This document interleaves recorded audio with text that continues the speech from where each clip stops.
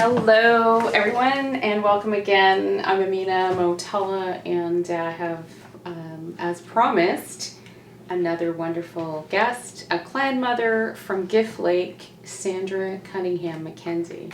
And if you haven't had a chance, please go back and watch the first interview with our other clan mother, with Nolene. And it'll help you understand how and where we're going with all of this. So welcome, thank you so much. It is a pleasure once again to have another clan mother here on the show. And it's been an honor and a great time to get to know you and your people and your purpose. So thank you. Thank you, Amina, for having me to participate in this. I'm here because I want to bring attention out to you people that we are continuing to face cultural genocide in our communities. In Alberta, there are 8 Métis settlements, and every one of them are facing cultural genocide. And why I say that is because the Alberta Aboriginal Relations had stepped in to our community and took part in terminating our memberships. And in doing so, they have committed cultural genocide because, I'll say this, is they've taken our homes away, our lands away. And in some cases, because of this being happening, our children are moving away. And in doing so, they're having their children, babies, taken away, just like I am going through at this moment. With your own? With my own. Grandchild, right? Yes, my great-grandchild. I am a mother of 3 and also a grandmother of 18 and 4 great-grandchildren. And in saying that, me being a clan mother, I'm here to bring my mother's voice. She's at home at this moment. She's 83 years old, and they tell her she doesn't belong. And in fact, she was born in this community before the settlement. And to have this being told that you don't belong, well, it's not very good. I can't because imagine, yeah. Who do we turn to now? Mm-hmm. The government's turned on us like always. That's nothing new. But now our people are turning against us. They're denying their Indian ancestry, or sovereignty, I guess, because now they claim Métis when they're half-breeds, mixed blood. We're all mixed blood, a lot of us are. And in my family, we're accepted, regardless of if you're mixed blood or not. But in our communities, everybody's related one way or another, and then they're turning on each other. My brothers, my sisters, and my mother. I'm here to bring awareness to the people that that cultural genocide has to stop. And we need our families back together, and our lands especially. And this is why you're marching on Saturday at noon from Parliament Hill to represent all these, the history of your people, mm-hmm. and what you are trying to, are going to accomplish, mm-hmm. with Nolene, as we've spoken in the other interview. Yes, and I must say I am very fortunate to have come and have Nolene in my life. Mm-hmm. She's a Dene, sovereign, strong mother. Mm-hmm. Yeah. I'm Cree, and you're from Gift Lake. And I'm from Gift Lake, and I'm exerting my right to say no to the upsurge of our lands. It belongs to all of us. It doesn't belong to a corporation.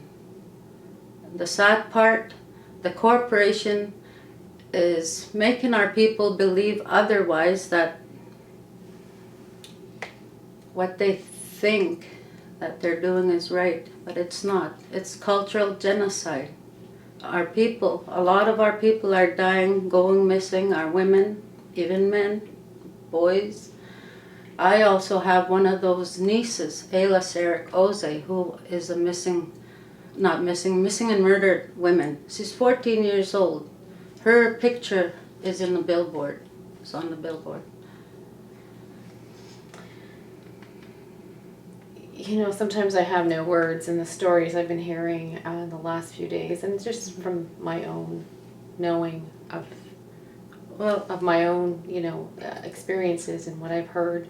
In our communities, in these settlements, gates are coming up to stop us to go into our hunting areas, our fishing areas. They've blocked access to my mother's cabin, where we've always lived off the land.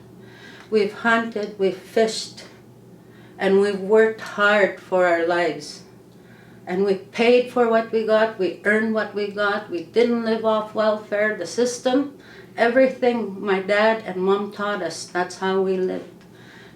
But now it's being taken away when these people start preventing us access to our areas. Yeah, and I can't even imagine or begin to understand what that is about, here. For me, in the environment that I'm in, there is a divide amongst our own people and our own family in another way, but we are also being divided. So what I see is just divide happening in so many areas of this planet, and my own family and my own friends. And with COVID, I especially see the divide, and there are many, controversial things going on and being said in this world, but there are many truths coming out at the same time. And I think it's an important time to start listening to all perspectives, especially, hearing it from the tribal people of this land and this nation where it all begun with your people. And to hear this, we have to listen, we have to ask questions. Right. It's important. And for you to come forward and speak, encourage, and for your people and for yourself and your family, it must take a lot for you to come forth and do this, and for me to even be able to show people. So, I haven't lived it, I don't know, I haven't lived in your shoes, I don't know everything, I can't even begin to know. So, but I do see a divide on the planet, and I do see a divide in humanity, and I'm having a hard time with that. And what's happening now in our communities is, as much as they've terminated our memberships, taken away our homes and our lands, they are counting us in their census, where they get dollars for our heads also to provide these program services. But again, we're excluded. We're excluded from our employments also, because now our communities pass policies with our Northland School Division, where I've worked for years now. I can't even put a resume. Mine goes permanently filed in the garbage. And that's also for my siblings. What do you do to stay above and keep your faith and your sanity? And what do you do for yourself personally? Well, because I'm sure there are people suffering and would love to hear. When I first became more aware of the governing systems, I was shocked. And where I got my enlightenment, I have to say, is when I have to say I'm affiliated to Sucker Creek First Nation in Alberta. Okay, I've never been raised on the reserve, so I don't really know what it's like to live on the reserve. Then my uncle was on council for a couple terms, and I would go to him and I'd say, "Uncle, what's going on here? Why isn't Chief and Council able to help us? These people are kicking us off. This is our land, our territory. What's going on?" He couldn't answer me. He says, "You know what? You have to move here. You have to be on leadership, and then you can understand." Okay? I bought land to move on to the reserve. I put money down to get a house. Well, I bought some land from somebody that had no business to sell it, because he didn't have no certificate of possession. And he happens to be the chief's uncle. once I moved in there, it was another story. He wanted more money. So first I'd give him cash. He was supposed to return my checks and he didn't. And over a couple of years that he had my checks, well, he's passed now and his son's after me for it, but I don't care. That's neither here or there. But I've gone and become to be an elected leader. And once I was elected, I really thought I was going to make a difference for our people. No, it just shocked me. What had happened, I come to realize, is that being an elected leader through the INAC chief, okay, your mouth is taped. You have a noose around your neck. Your hands are bound. And you have no voice for your people. So we are left with that self-sense of security that our leadership are our voice. They're not. They are only mandated to oversee program and services. That's what these INAC chief and leadership are. They're administrators to oversee program and services from the INAC.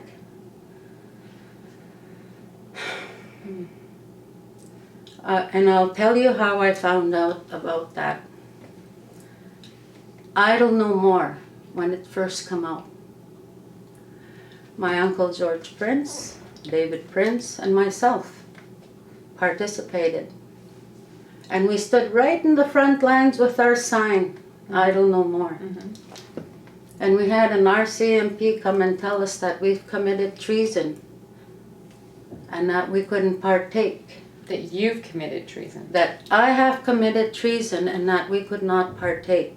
And I asked him why.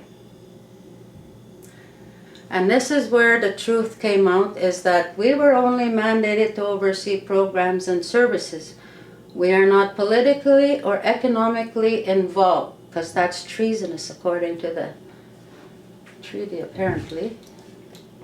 So all that term, when I was there for 3 years, I was saddened. Because every time I went to these meetings, they talked about finances only. And finances of how much they're in a hole, how are they going to get out, and how the government is still pulling money away from these already tight, non-existing budgets. You can't. If we're to build something on a reserve, you have to get consent from INAC before anything can happen on the reserve. And a lot of times, by the time they give you an okay, well, these contractors or whoever has left. So, again, the administration, it's totally broken down. It's not... The government failed our people, totally, all around. And so Saturday is a very important day Yes, to please take action. come out and support us, because we need to stop the genocide that's happening today. So the 25th of July, Parliament Hill at noon. The march begins. Yes. There'll be speakers there. Douglas Cardinal, Mike Swinwood. Of course, Nolene, the other clan mother, yourself. Norman Traversey will be there with us, of course. Definitely. He's one of the main reasons why you've made it down this way to do this. And I have to say, you know, I was totally broke, didn't know what to do, and Nolene phones me up and says, Sandra, you gotta come with me to Ottawa. I got a hold of these people. You have to come. Okay, so. And here you are. Here I am with my brother, and my brother, Dean. Yes. He's never left the province, let alone our settlement, except for hockey tournaments. Yeah, except for hockey. He's so Canadian. How wonderful. And for him to be here, it's been a pleasure getting to know Dean. He's a very wonderful man. What a funny guy. I really enjoy his company. And he's enjoying himself here for his first time leaving his home. He definitely is. Yeah. Because, you know, he is nervous and scared and all that. Absolutely. And you're all such peaceful people. And this is what's so nice about this, because things can change. and can be done in a peaceful manner and intention. So Mm-hmm. yeah, it's what you're all representing. That's what I see. So, but you know, we're going to have Dean on, and we'll have him Yes. speak too. He has his story. You're all fascinating to listen to, and to be able to share this with Mhm. others. Thank you. Thank you so much, Amina, for having me partake. Thank you. It's a And- pleasure and an honor. It really is. Thank you so much. Thank you.